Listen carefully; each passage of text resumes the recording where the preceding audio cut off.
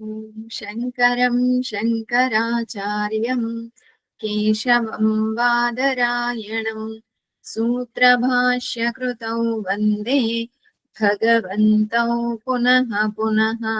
ఈశ్వరో గురురాత్మేతి మూర్తిభేద విభాగినే వ్యోమవద్వ్యాప్తదేహాయ దక్షిణామూర్తయే నమః.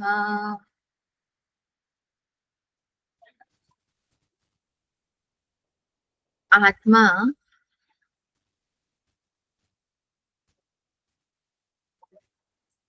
నాశనము లేనటువంటిది అని చెప్పుటకు మరొక కారణాన్ని తెలియజేస్తూ ఉన్నారు 16వ శ్లోకంలో. 17వ శ్లోకంలో అవినాశితు తద్విద్ధి ఏన సర్వమిదం తతం వినాశమవ్యయస్యాస్య న కశ్చిత్ కర్తుమర్హతి.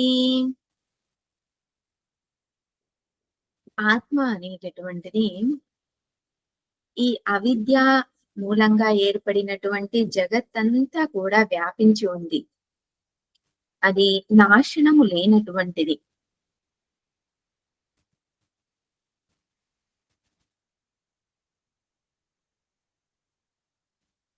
ఈ ఆత్మకి నాశనం అనేటటువంటిది ఏ రకంగా కూడా సంభవించడానికి అవకాశం లేదు. ఇక్కడ ఆచార్యులు మనకి కొన్ని ప్రశ్నల్ని వేస్తూ ఉన్నారు. ఒకవేళ ఆత్మ నశిస్తుంది అనుకుందాం. ఏ రకంగా నశిస్తుంది?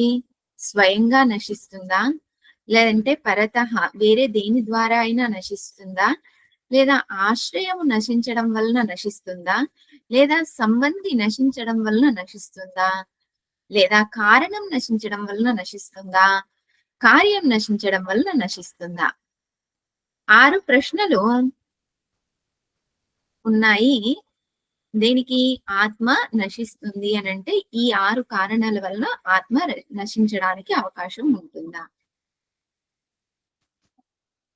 స్వయంగా నశిస్తుంది అనేటటువంటిది మొదటి అంశం. ఆత్మ స్వయంగా నశించాలి అని అంటే ఏదైనా కూడా భాగాలు ఉన్నట్లయితే గనక స్వయంగా నశించడానికి అవకాశం ఉంటుంది. భాగాలు లేనటువంటిది నశించడానికి అవకాశం లేదు. అలాగే ఆత్మ కూడా నిరవయవం. అవయవాలు అనేటటువంటివి లేవు. అవయవాలు లేనటువంటిది స్వయంగా నశించడానికి అవకాశం లేదు. కాబట్టి ఆత్మ నిరవయవం.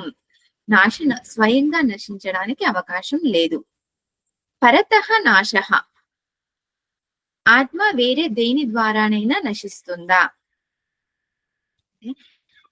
ఆత్మ కంటే వేరొకటి ఇంకొకటి ఏదీ లేనప్పుడు ఆత్మ వేరే దేని ద్వారా ఎలాగైనా నశిస్తుందా? ఆత్మ కంటే వేరొకటి ఏదీ లేదు. అటువంటప్పుడు ఆత్మ తనంతట తానే కర్తగాను, అలాగే కర్మగాను స్వయంగా ఉంటూ తనంతట తానుగా నశింపజేసుకోవడానికి, కర్మగా ఉంటూ నశింపజేసుకోవడానికి అవకాశం లేదు. ఒకే వస్తువు ఒకే సమయంలో కర్త అలాగే కర్మ అవ్వడానికి అవకాశం లేదు. కాబట్టి ఆత్మ వేరొక దాని ద్వారా నశించడానికి అవకాశం లేదు. ఆశ్రయం ఆత్మ ఆశ్రయం నశించడం ద్వారా నశిస్తుందా అంటే ఆత్మ దేన్ని కూడా ఆశ్రయంగా తీసుకోలేదు. స్వే మహిమ్ని ప్రతిష్ఠిత. ఆత్మ స్వయంగా ప్రతిష్ఠితమై ఉంది. తన మహిమయందు స్వయంగా ప్రతిష్ఠితమై ఉంది. కాబట్టి ఆత్మకి ఆశ్రయం అనేటువంటిదే లేనప్పుడు ఆశ్రయం నశించితే ఆత్మ నశిస్తుంది అనడానికి అవకాశం లేదు. సంబంధి నశించడం వలన ఆత్మ నశిస్తుంది.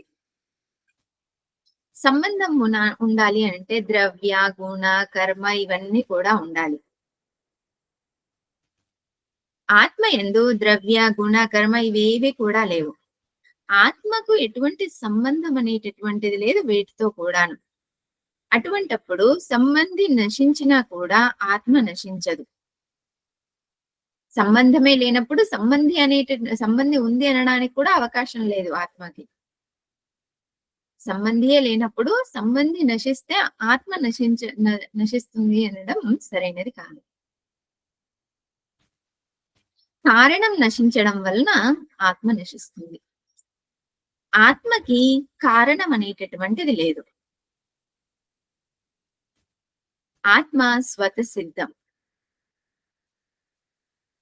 స్వతసిద్ధ ఆత్మకి కారణం లేనప్పుడు కారణం నశిస్తే ఆత్మ నశించడానికి అవకాశం లేదు. కారణమే లేనప్పుడు కారణం ఎలా నశిస్తుంది? కాబట్టి ఈ అంశం కూడా సరైనది కాదు. కార్యనాశాత్ నాశః. కార్యం నశించడం వలన ఆత్మ నశిస్తుంది. ఆత్మ కార్యకారణ విలక్షణం. కార్యం నశించడం వలన కారణం ఎప్పుడూ కూడా నశించదు. ఉదాహరణకి మట్టి తీసుకుందాం కుండ. కుండ కార్యము, మట్టి కారణము. కుండ నశించినా కూడా, కుండ పగిలిపోయినా కూడా మట్టి నశించడం లేదు. అలాగే